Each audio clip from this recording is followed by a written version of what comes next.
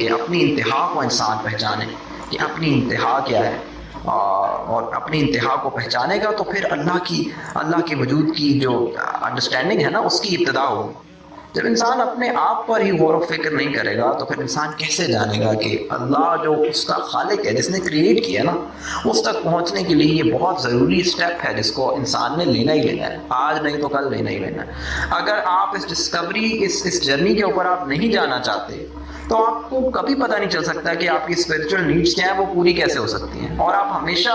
اسی confusion at sixes and sevens کا شکار رہیں گے، ہمیشہ اس کیفیت میں رہیں گے۔ آپ ہمیشہ جو ہے وہ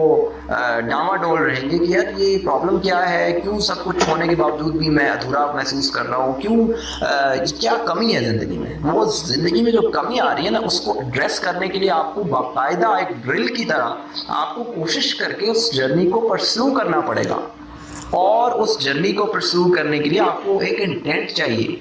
کہ یار میں اس چیز کا، سب سے پہلے آپ ایڈمٹ تو کریں اس حقیقت کو کہ ہمارے ہاں جو یہ دور آ گیا ہے اس کے اندر اس چیز کی ایکسیپٹنس ہی نہیں رہی۔ سائنس نے تو خیر اس چیز کو بالکل کیونکہ رد کر دیا سائنٹیفک ڈومین نے کہ ہم سول کے وجود کو تو مان نہیں سکتے، کیونکہ ان کے نزدیک فزیولوجی سب کچھ ہے، ان کے نزدیک نیورو سائنس جو ہے وہ بس ڈٹرمن کر دیتی ہے آپ کی کیفیات، آپ کے اندر ہارمونس کی اوپر اچھل کود ہے، سارا کچھ یہی، اس کے علاوہ تو کچھ نہیں ہے آپ کے اندر، یہ کیمیکلز کی گیم ہے ساری، اور اس کے علاوہ اور کچھ نہیں ہے۔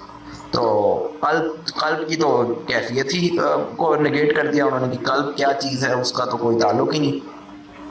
اور کانشیسنیس سے بالکل اس کو سوائے نروس کے اور سیلز کے اس کے علاوہ مزید کچھ لیتے نہیں، کیونکہ میٹر سے تعلق ہے سائنس کا، امپیریسسٹ ہے ہماری آج کی سائنس، وہ اس کے علاوہ مزید کچھ سوچتے نہیں۔